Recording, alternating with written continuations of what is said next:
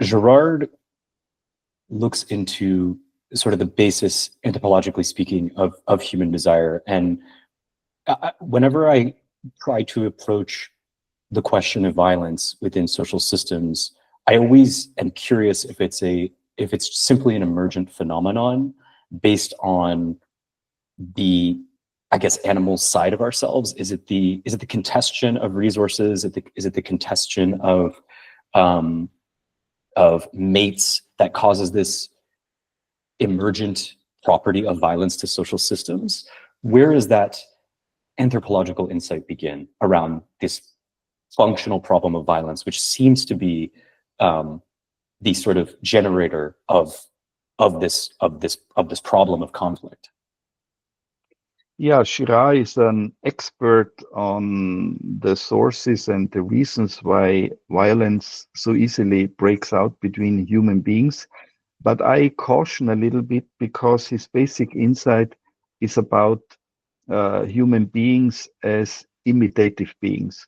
So imitation, the Greek word for it is mimesis.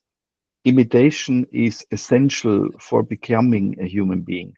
We learn the language by imitating other human beings.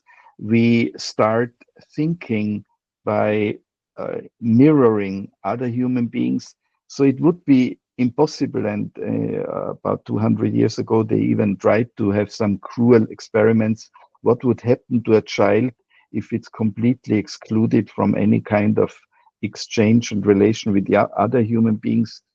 And those poor creatures just died because we need the mirror of other human beings in order to develop as human beings. So that's the basic, and therefore we should not immediately connect mimetic desire, this imitation of desire or this imitation of other people's directly with violence. So violence is a possible outcome, a highly likely outcome, but it's not necessary, because very often when mimetic theories describe people, make this very close connection that Girard is a thinker of violence and human desire is prone to violence.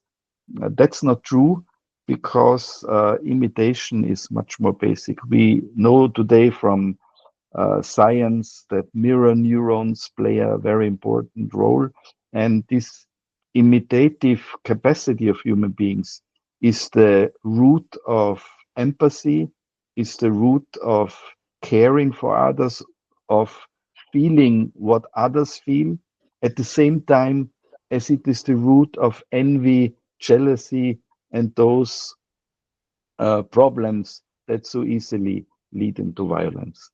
And so that just means that human beings, as soon as the primary appetites are fulfilled, we do not really know what to desire, but desire what others desire. And this is challenging this autonomy feeling that every person is in charge of himself. That's not true. We are very much dependent on others and imitate others, and those people who don't think that they imitate others are most of the time the most imitative people at all. We see it in fashion.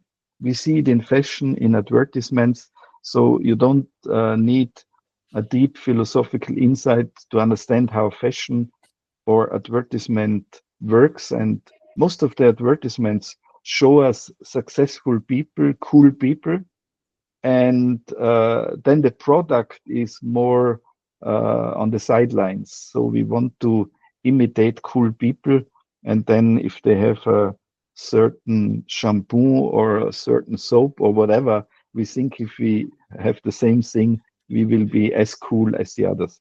So the main insight, and you can find it already in Plato, in Greek philosophy, and in the Western Christian tradition with Augustine, human beings imitate what they adore. So what we think is cool, what we really appreciate and adore, we imitate.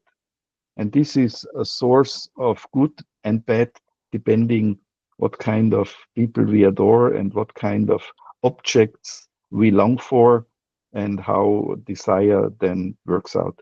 So of course, as soon as desire is focusing on things that cannot be shared, or on love partnerships that cannot be shared, we are easily getting into mimetic rivalry, even into violence.